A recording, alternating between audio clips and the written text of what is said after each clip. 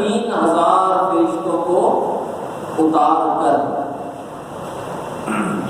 بلا ہاں کیوں نہیں، ان تصبروا اگر تم صبر کرو، وتتقوا اور پرہیزگاری کرو، ویاتکم من فورہم ھذا بہت جلد یہ مدد آئے گی تمہارے پاس. کہاں سے؟ ربکم تمہارے رب کی جانب سے. یہ تمہارا رب مدد فرمائے گا. پہلے 3000 فرمایا، اب آگے فرمایا بخمسۃ آلاف من الملائکۃ مصومین، 5000 فرشتوں سے نشان سزا. تو تھوڑا سا میں مطلب اس میں ساتھ ساتھ اگر یہ 4-5 آیتوں کو میں آپ کو ترجمہ عرض کیا، بتاتا بھی چلوں کہ ظاہر ہے غزوہ بدر میں کفار کے 70 آدمی مارے بھی گئے تھے، 70 قیدی بھی بنائے گئے تھے، اور ان کو اپنی اس ذلت آمیز شکست کا بڑا صدمہ تھا، اور چین سے وہ کیسے بیٹھ سکتے تھے؟ حالانکہ تھوڑے سے مسلمانوں نے ہمارے کو شکست دے دی. اتنے سالوں کو وہ عرب مطلب بڑے بڑے سردار تھے قریش کے کفار کے، بڑی تکلیف دی، چین سے نہیں بیٹھی، وہ تیاری کرتے رہے. اور ابو سفیان اور دیگر جو تھے کفار، یہ 3000 کا لشکر لے کر آیا تھا. غزوہ احد جو ہوا اس میں لڑائی کے لیے کافروں کی تعداد 1000 نہیں تھی، 3000 کے قریب تھی، اور پوری تیاری کے ساتھ پورا اسلحہ سامان بڑی. اس میں مطلب آپ سیرت کی کتاب مطالعہ کر کے دیکھیں، یہ ہمارا وقت بڑا محدود ہے، ہم اس کا پورا نقشہ نہیں کہہ سکتے، تو بس خلاصہ ہم ساتھ بتاتے جا رہے ہیں. تو اسی مطلب غزوہ احد سے پہلے رات کو آقا کریم علیہ الصلوۃ والتسلیم نے ایک خواب بھی ملاحظہ فرمایا کہ آپ صلی اللہ علیہ وسلم نے جو خواب دیکھا، میں خواب بھی عرض کرتا ہوں. اس غزوہ احد سے پہلے آپ صلی اللہ علیہ وسلم نے مشاورت بھی کی، اور مشورہ کرنا سنت ہے. خود آ کر کے فرمایا کہ جو مشورہ کرتا ہے وہ کبھی خسران میں نہیں رہتا، نقصان میں نہیں رہتا. تو اس مشورے میں جو منافقین کا سردار تھا عبداللہ بن ابی ہے نا، اور اسے بھی آقا کریم علیہ السلام نے بلایا، حالانکہ اور مواقع میں سے نہیں طلب کیا. اور عبداللہ بن ابی بن سلول اور بہت سارے انصار بھی تھے. جب ان سب سے آقا کریم علیہ السلام نے مشورہ کیا تو عبداللہ اور اکثر انصار کی رائے یہ تھی کہ اے آقا کریم علیہ السلام، اللہ کے رسول، آپ مدینے کے اندر ہی مقیم رہے اور یہی رہ کر دشمن سے مقابلہ کیجیے، کیونکہ ہم کبھی بھی ایسا نہیں ہوا کہ ہم نے مدینے سے نکل کے مطلب لڑے ہوں، دشمن آتا ہے تو ہم یہیں سے لڑتے ہیں اور قتال کرتے ہیں، اور کبھی بھی ایسا نہیں ہوا یعنی ہم سب مل کے قتال کرتے ہیں، یہاں تک کہ بچے عورتیں پتھر لے کر ان کو مارتے ہیں اور یہاں تک کہ وہ لوٹ جاتے ہیں شکست زدہ. تو لیکن جو بعض نوجوان تھے ان کی رائے یہ تھی کہ اے اللہ کے رسول صلی اللہ علیہ وسلم، نہیں یہ تو کہہ گے، یہ قریش کے کافر میں ہمیں کہہ گے کہ بزدل ہیں، اندر بیٹھے ہوئے، ہم باہر نکل کر لڑیں گے، باہر نکل کر لڑا جائے. تو آقا کریم علیہ السلام نے ان کی مشورہ قبول کیا. اصل اللہ کا حکم تھا، دکھانا تھا. تو جو اس رات آقا کریم علیہ السلام نے خواب بھی دیکھا کہ آپ صلی اللہ علیہ وسلم دیکھا کہ ایک بہت اچھی موٹی گائے ہے جو ذبح کی گئی ہے، اور دیکھا کہ آپ کی تلوار ذوالفقار تھوڑی سی ٹوٹ گئی ہے اور ابو کبشہ آپ کے پیچھے آ رہا ہے. تو پھر آپ صلی اللہ علیہ وسلم نے صبح اس کی تعبیر یہ کی، یہ اس کی تعبیر ارشاد فرمائی کہ مدینہ جو ہے یہ ہمارے لیے قلعے کی حیثیت رکھتا ہے گائے، اور جو گائے ذبح کی گئی وہ ایک بڑے بڑے صحابہ اس میں شہید ہوں گے، اور تلوار جو تھوڑی سی آپ کی ٹوٹ گئی اس کی آپ نے تعبیر یہ فرمائی کہ آپ صلی اللہ علیہ وسلم کی ذاتی مبارکہ کو تکلیف پہنچے گی، اور یہی غزوہ ہوتا ہے جس میں آپ کا دندان مبارک شہید ہوا اور آپ کے رخسار مبارک پہ خوف موقع کی چیز ہوتی ہے وہ گڑ گئے، اور مطلب کافی آپ صلی اللہ علیہ وسلم تکلیف پہنچی اور آپ کا لہو مبارک بھی نکل پڑا تھا۔ تو آقا کریم علیہ السلام اس کی مطلب تعبیر فرمائی کہ اس طرح یہ مطلب ہوگا۔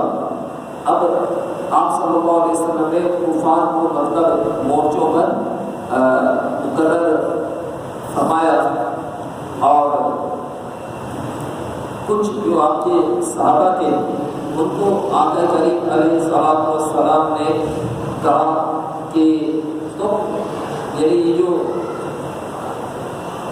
اتنے آدمی ہوں 70 کے قریب، اس پہاڑی جگہ پہ اس جگہ پہ 3 انداز تھے، ٹھہرے رہنا اور یہاں سے اپنی جگہ نہ چھوڑنا جب تک میں تمہیں نہ کہوں، چاہے فتح ہو یا شکست ہو، دونوں حال میں تم نے یہ درہ نہیں چھوڑنا ہے۔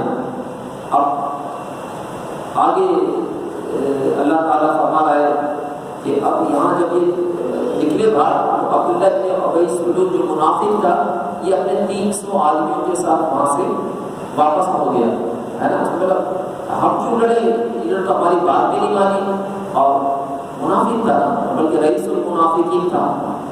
تو اب جب یہ 300 ہزار میں 1000 تھے مسلمان، اس میں سے بھی 300 نکل گئے، 700 بچے، تو اب دو جو اور قبیلے تھے انہوں نے جو دیکھا کہ یہاں یہ جا رہے ہیں، ان کے دل میں بھی تھوڑی سی خوف پیدا ہوا، مجبوری سی آئی۔ اسی کا اللہ تعالیٰ نے اس والی آیت کا تذکرہ فرمایا، اذ ہمت طائفتان منکم ان تفشلا، جب اس کے 2 گروہ کمزور پڑ رہے تھے، بزدلی دکھا رہے تھے، یعنی ان کو بھی خیال ہے کہ ہم بھی واپس چلتے ہیں، تو واللہ ولیہما، اللہ تعالیٰ ان کا مددگار ہے۔ اللہ تعالیٰ نے ان کے دل مضبوط کیے، اور آگے فرمایا کہ مومنوں کو چاہیے کہ اللہ تبارک و تعالیٰ پر توکل کرے۔ توکل کی تعریف میں بہت ساری تعریفات ہیں۔ علامہ قرطبی کی ایک میں نے تعریف پڑھی جس کا مفہوم یہ ہے کہ اسباب کو اختیار کرتے ہوئے اللہ تعالیٰ پہ بھروسہ کرنا، یہ توکل ہے نا، اور یہ نہیں ہے جاہلوں کا توکل کہ بس کچھ بھی نہیں کریں اور بولیں کہ بس ہم اللہ پہ بھروسہ کر رہے ہیں، ہے نا۔ جس طرح آج کا بھی مسلمان بدقسمتی سے ہمارا یہ حال ہے کہ اپنے جہاد کو، کوشش کو، اور جو مطلب طریقے ہو سکتے ہیں ہماری ترقی کے مسلمانوں کی، ان کو ہم چھوڑ دیتے ہیں اور بولتے بس اللہ تعالیٰ پہ ہمارا بھروسہ ہے۔ مجھے حضور کی حدیث یاد آ رہی ہے، ایک موقع پہ ایک آرادی آپ کی خدمت میں حاضر ہوا اور عرض کی، یا رسول اللہ صلی اللہ علیہ وسلم، میں نماز پڑھنا چاہتا ہوں، میری سواری کا جانور بھی ہے، تو میں اس پیسے چھوڑ دوں اور اللہ پہ بھروسہ کروں؟ تو آپ صلی اللہ علیہ وسلم دل تم بات نہیں تم پہلے سے باندھو پھر اللہ تعالیٰ پہ بھروسہ کرو۔ تو اس حدیث سے ہمیں یہ بتایا گیا کہ ایسے بھی حالات ہوں، اسباب کو اختیار کرنا توکل کے منافی نہیں ہے، تدبیریں کرنی چاہیے، اسباب کو اختیار کرنا چاہیے، نظر مسبب الاسباب پر ہونی چاہیے کہ یہ جو بھی چیزیں ہیں ٹھیک ہے، ہم نے جنگ کی تیاری کی، ہم نے تجارت میں جو اس کے اصول ہیں نقصان سے بچنے کے اختیار کیے، اور جو بھی ہمارے دین کی ترقی کے لیے کام ہے، ہم نے تبلیغ کے لیے وہ ہم نے وہ کاوشیں اپنی کی، نتیجہ پھر اللہ نے چھوڑا ہے۔ یہ نہیں کہ ہم نے کرنا ہے، اللہ چاہے گا تو ہوگا اور اللہ نہیں چاہے گا تو نہیں ہوگا۔ تو مطلب بہت ساری اس میں مطلب علامات بیان کر رہے ہیں اور فرماتے ہیں علامت متقبل صلاح کہ توکل کرنے والے کی 3 علامتیں ہیں کہ نہ تو وہ کسی سے سوال کرتا ہے اور نہ وہ مطلب لوٹا دیتا ہے جو چیز آئے، اور نہ ہی اپنے پاس روک کر رکھتا ہے۔ حضرت ابراہیم خواص رحمۃ اللہ تعالی علیہ فرماتے ہیں کہ یعنی ان کے متعلق آتا ہے کہ جو ان کا توکل تھا، یہ اپنے پاس ایک سوئی اور دھاگا اور ایک لوٹا اور ایک کینچی رکھا کرتے تھے خالی بس۔ تو کسی نے ان سے کہا، یا ابا اسحاق آپ یہ کیوں اٹھائے پھرتے ہیں اور آپ نے بہت ساری چیزیں اپنی سے چھوڑ رکھی ہیں؟ تو ارشاد فرمایا یہ تکبر کو کم نہیں کرتی، کیونکہ اللہ تبارک و تعالیٰ نے اللہ کے ہم پر فرائض مقرر ہیں، اور فقیر کو چاہیے کہ بغیر کپڑوں کے نہ ہو، تو بعض اوقات کپڑے پھٹ بھی جاتے ہیں، ہے نا؟ تو آپ اپنے جسم کو چھپانا صدر عورت کو یہ نماز کے فرائض میں سے ایک شرائط میں سے ایک شرط ہے۔ فرمایا اس کے دھاگا رکھتے ہیں کہ ہم نہ ہو۔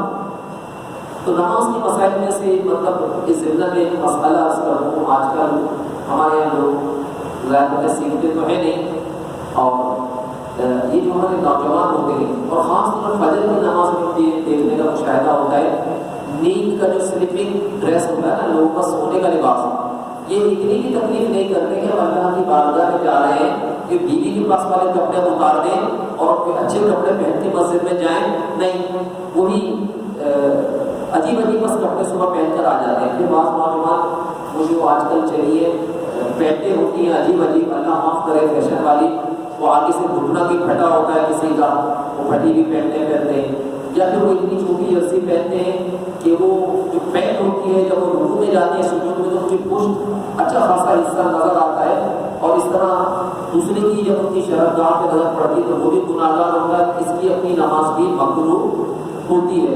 اب ہماری سمجھ نہیں آتی کہ ہم ملتے بھی نہیں ہم سے۔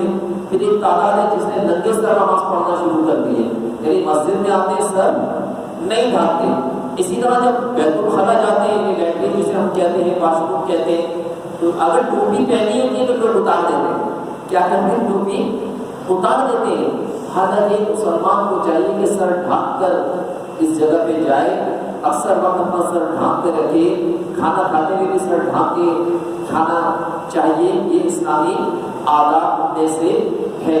لیکن بدقسمتی سے علم نہ ہونے کی وجہ سے، دینی مجالس میں نہ بیٹھنے کی وجہ سے آج ہم ان چیزوں سے دور ہیں، اور ہمارے گھریلو ماحول میں آپ غور و فکر کریں، ایک افراتفری ہے، سگے بھائیوں میں، ماں بیٹے میں، باپ بیٹے میں محبتیں نہیں نظر آتی۔ اس کی وجہ یہی ہے کہ ہم حضور کی اطاعت سے دور ہیں۔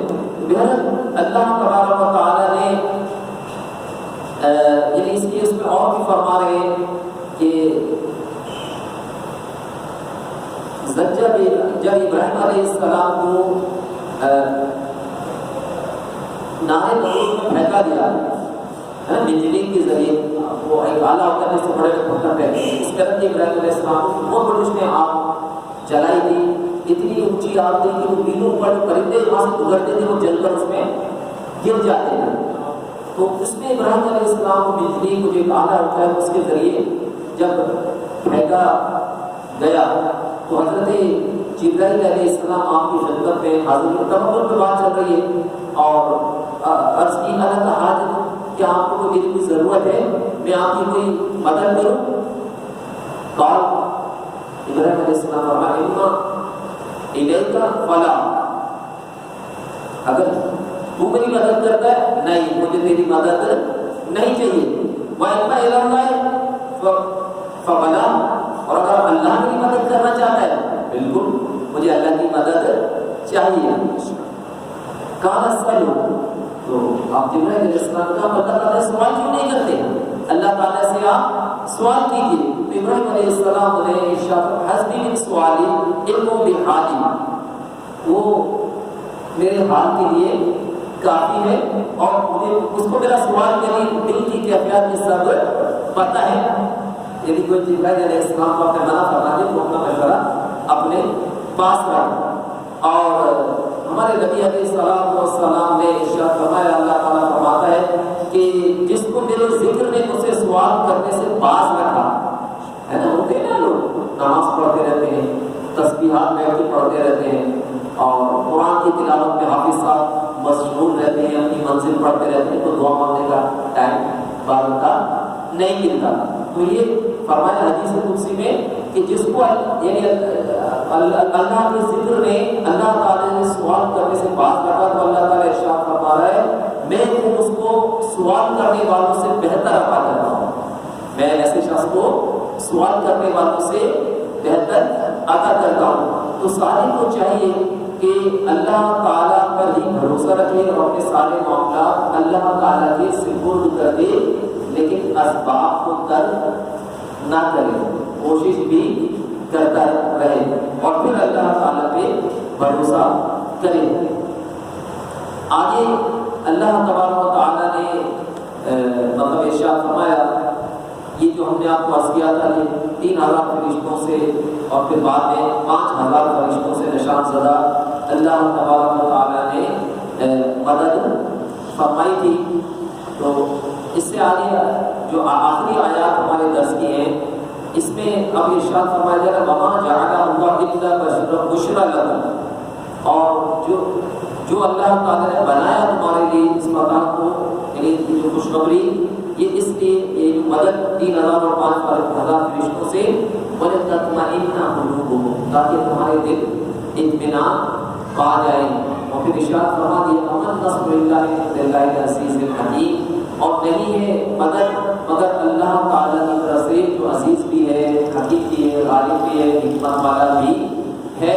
یعنی اللہ تبارک و تعالیٰ چاہے گا تو اس کا حکم ہوگا اور اس کے مطابق ہی ہوگا۔ تو وقتی طور پہ بظاہر مسلمانوں کو اس جنگ میں ہزیمت ہوئی تھی، لیکن در حقیقت کفار کا بھی نقصان ہوا اور اس کو بھی کوئی فیصلہ کن جنگ نہ تھی، جیسا کہ غزوہ بدر تھی یا فتح مکہ ہوا کہ سارے کے سارے جو کفار تھے سرینڈر ہو گئے تھے اور ہتھیار انہوں نے ڈال دیے تھے۔ تو اللہ تعالیٰ ارشاد فرما رہا ہے لیتا طرف من الذین کفروا، تاکہ کاٹ دے اللہ تبارک و تعالیٰ کافروں کے ایک حصے کو، اور یکبیدہم فینقلب خائبین، یا ان کو مطلب لوٹا دے خائبین، نقصان زدہ، ذلیل ہو کر۔ اور پھر اللہ تعالیٰ نے محبوب علیہ السلام کو ارشاد فرمایا کہ لیس لک من الامر شیء او یتوب علیہم او یعذبہم فانہم ظالمون، یعنی یہاں جو قیدی تھے ان کے متعلق تھا۔ تو اللہ تبارک و تعالیٰ نے ارشاد فرمایا محبوب علیہ السلام اس معاملے میں آپ کو اختیار نہیں ہے کہ آپ ان کی یا توبہ قبول فرمائیں یا ان کو سزا دیں، یا اللہ کا جیسے حکم ہوگا ویسے ہی ہوگا۔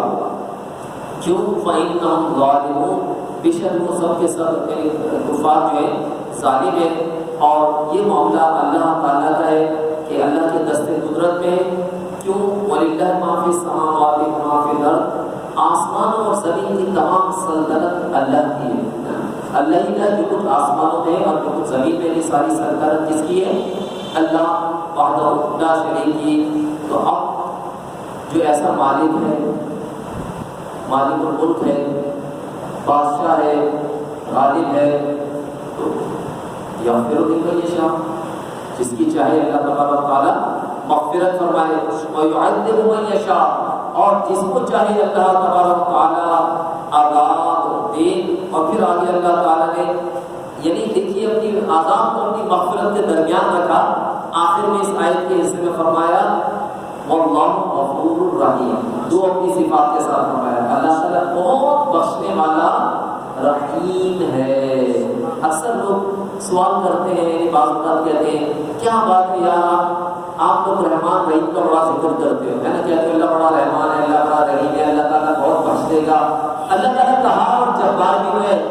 تو ہم ان کو جواب دے کہتے ہیں کہ بھائی قرآن اٹھا کے تم دیکھ تو صحیح، رحمان اور رحیم اور غفور اور غفار کا تذکرہ زیادہ ہے، قہار اور جبار کا تذکرہ زیادہ ہے، تو پتہ لگے گا چند ایک مقام پر نہیں، ہم کیا فرض کریں دو جگہ پہ قہار جبار اگر آیا ہے تو 20 مقام پر اللہ تبارک و تعالیٰ کی سرکاری غفاری رحمان اور رحیم ہونے کا تذکرہ ہے۔ وقت مطلب اجازت نہیں دیتا، ورنہ بخاری شریف کی وہ روایات آپ کو عرض کروں، طویل روایت ہے جس میں ایک شخص ہوگا وہ جو دوزخ میں ڈال دیا جائے گا، اور پھر وہ اللہ تعالیٰ کی بارگاہ میں جب وہ دعا کرے گا اللہ بس مجھے تھوڑا سا کم کر دے، تو اس کو تھوڑا کم کر دیا جائے گا، اب نہیں مانگوں گا تیرے سے، اور پھر جب ہو جائے گا پھر وہ دیکھے گا یا اللہ بس باہر نکال دے یہاں سے، پھر نہیں مانگوں گا تیرے سے، اللہ تعالیٰ باہر نکال دے گا، یعنی میں خلاصہ عرض کر رہا ہوں یا اللہ بس تھوڑا سا ادھر کر دے، پھر نہیں مانگوں گا، کر کرتے کرتے کرتے جنت میں چلا جائے گا تو ہم جو حدیث پڑھتے ہیں یقین مانے ہمیں ہنسی سی آ جاتی ہے اور خوشی سی ہوتی ہے دل میں، اتنا اللہ تعالیٰ مہربان ہے. ہاں اللہ تعالیٰ بہت غفور ہے، بہت رحیم ہے. بلکہ میں نے ایک عالم صاحب سے یہاں تک روایت سنی، جب میں نے سنی تو میرے کو اس وقت تھوڑی دیر کے لیے نا میرا دماغ گھوما اور مجھے سمجھ نہیں آئی، لیکن جب میں نے بات اس پر غور و فکر کیا تو وہ اس پوائنٹ آف ویو سے ہے گناہ کرنے کا ہمیں نہیں کہا جا رہا، گناہ کرنے سے ہمیں منع کیا گیا. پہلے میں وضاحت کر دوں کہ توبہ کرنے کے لیے اللہ تعالیٰ نے کیا فرمایا، التائب حبیب اللہ، گناہوں سے توبہ کرنے والا اللہ تعالیٰ کا دوست ہے. اور فرمایا کہ بدبخت ہے وہ شخص جو زندگی کی امید پر گناہ کرے اور توبہ کی امید پر، یعنی اس کو زندگی کی امید پر توبہ کو ملتوی کرے، یعنی اللہ کے رحمان اور رحیم ہونے کو سوچ کے گناہ کرتا جائے، بخش دے گا اللہ تعالیٰ. اور پھر توبہ کو ابھی تو زندگی پڑی، بعد میں توبہ کرنے کے لیے تھوڑا ملتوی کرے تو میں ایسا شخص بدبخت ہے. تو میں یہ عرض کر رہا تھا کہ یعنی فرق گناہ کرو اور پھر اللہ کی بارگاہ میں توبہ کرو، اللہ تعالیٰ بخشنے والا مہربان ہے. اگر تم گناہ نہیں کرو گے تو اللہ تعالیٰ تمہاری جگہ اور لوگ پیدا کرے گا، وہ گناہ کریں گے اور وہ بخشے گا. تو اللہ تعالیٰ اگرچہ اللہ الصمد بے نیاز ہے لیکن اس کو ہمارا مانگنا پسند ہے، اس کو ہمارا مانگنا بڑا پسند آتا ہے. تو ہمیں چاہیے کہ ہمیشہ اپنے رب عز و جل سے لو لگا کر رکھیں، اس کی بارگاہ میں گریہ و زاری کیا کریں، دعا کیا کریں، عاجزی کیا کریں. اچھا ایسا ہوتا ہے بعض اوقات ہم بھی بولتے ہیں، ہم بھی پریشان ہو جاتے ہیں، لوگ بھی ایسے آتے ہیں کہ اتنے عرصے سے جو آپ نے وظیفہ بتایا تھا پڑھ رہا ہوں، اتنے عرصے سے نفل پڑھ رہا ہوں، اتنے عرصے سے دعا کر رہا ہوں، میرا مسئلہ تو حل نہیں ہو رہا. تو روایتوں میں ایسے بھی آتا ہے، اصل میں ہم نے نا قبولیت کا مطلب غلط لے لیا، قبولیت کا مطلب غلط لے لیا. قبولیت کے معنی علماء نے 3 بیان کیے ہیں، دعا قبول ہونے کے معنی 3 بیان کیے. مثلا میں نے دعا کی یا اللہ مجھے اس سال پھر حج کی یا عمرے کی سعادت دے دے، بالکل یہ دعا قبول ہو گئی، یہ دعا قبول ہو گئی. اور بالفرض نہیں ملی تو اللہ تعالیٰ جانتا ہے اس کے لیے بھی حج عمرے میں جانا بہتر نہیں ہے، یا کر چکا ہے یا کوئی اور اس کے حق میں چیز بہتر ہے تو اس کی جگہ اسے کوئی اور چیز عطا کر دی جاتی ہے. اور تیسری صورت یہ ہوتی ہے نہ تو وہ سعادت ملی، دعا قبول ہوئی، نہ اس کے بندے کوئی چیز گئی، بلکہ اس کے لیے اس دعا کے مانگنے کا اللہ کو آواز محبوب ہوتی ہے. فرشتے عرض کرتے باری تعالیٰ یہ تیرا بندہ مانگ رہا ہے، اور ہم کہتے ہیں چھوڑ دو مجھے اس کی آواز پسند ہے. سوچو تو صحیح، اس کو محبت سے اللہ کو ہماری آواز پسند. کبھی ہم اس پہلو سے سوچتے بھی نہیں، میں اتنا گندا گناہگار، میرا رب میری آواز پسند فرما رہا، تبھی تو نہیں قبول کر رہا. وہ چاہتا ہے کہ مانگے، مجھے سنائے، ہے نا. تو فرمایا اس کا ثواب آخرت پہ رکھ دیا جاتا ہے. اور روایت میں آتا ہے کہ وہ اہل بلا ہوں گے جو جن کی دنیا میں دعائیں قبول نہیں ہوئی، ان کا اجر جب گھوڑ کر دیکھیں گے کہ ان کو اتنا اجر و ثواب قیامت کے دن دیا جا رہا ہے تو وہ آرزو کرے کہ کاش ہماری دنیا میں ایک بھی دعا قبول نہیں ہوتی اور ہمیں بھی یہ ثواب دیا جاتا. یہ دعا کی قبولیت کی مطلب علماء نے 3 مطلب توجیہات بیان کی ہیں. اللہ تبارک و تعالیٰ کی بارگاہ میں دعا جو مسلمان سے یاد رکھنے عمل پیرا ہونے کی توفیق عطا فرمائے. آمین بجاہ نبی امین وما علینا الا البلاغ. الحمد للہ رب العالمین والصلاة والسلام علی سید الانبیاء والمرسلین. اللهم ربنا آتنا في الدنيا حسنة وفي الآخرة حسنة وقنا عذاب النار. اللهم ارزقنا علما نافعا ورزقا واسعا وشفاء من كل داء. يا رب بالمصطفى بلغ مقاصدنا واغفر لنا ما قضى يا واسع الجود. یا اللہ یا رحمان الرحیم ہماری اس درس قرآن کو اپنی بارگاہ میں قبولیت عطا فرما. اس میں ہماری زبان کو بیان کی غلطی کو اللہ معاف فرما. یا رب العالمین ہم نے قرآن میں سے بھول گئے ہیں وہ یاد دلا، کہیں جانتے ہوئے سکھا. اے رب کریم ہمیں دن رات اپنے کلام مجید کی تلاوت کرنے کی ہمت طاقت توفیق عطا فرما. یا رب العالمین اس قرآن کو ہمارے لیے قبر کا ساتھی اور حشر میں اے اللہ ہمارے حق میں دلیل اور حجت بنا، ہمارے خلاف حجت اس کو نہ بنانا. یا اللہ صاحب قرآن اور نور قرآن کی برکت سے ہمارے قلوب و اذہان میں روشن و منور فرما۔ اس نور کے صدقے میں جتنی رکاوٹیں، ظلمتیں، بندشیں، تنگیاں ہیں اللہ سب دور فرما۔ حاضرین مجلس پر اپنا خصوصی فضل و کرم فرما۔ اے اللہ اس درس قرآن پاک کی صدقے میں، ان سامعین کے سننے کی صدقے میں اے اللہ حرمین طیبین کی حاضری کی تفصیل ہوئی، اے اللہ ہم سب کو حرمین طیبین کی پھر باادب حاضری نصیب فرما۔ بالخصوص جن آنکھوں میں وہ حرمین پاک نہیں دیکھے یا اللہ ان کو زندگی میں ضرور دکھا یا اللہ تیری بارگاہ میں دعا کرتے ہیں اللہ طاہر قلوبنا من كل غصب واعد من عبادتك شاهدتك وارزقنا زيارة حرمك وحرم حبيبك في كل سنة وقبل أن تميتنا ومتنا على السنة والجماعة والشوق إلى لقائك يا ذا الجلال والإكرام ببركته إن الله وملائكته يصلون على النبي يا أيها الذين آمنوا صلوا عليه وسلموا تسليما اللهم صل على سيدنا مولانا محمد وعلى الجود والكرم وآله وبارك وسلم سبحان ربك رب العزة عما يصفون وسلام على المرسلين والحمد لله رب العالمين.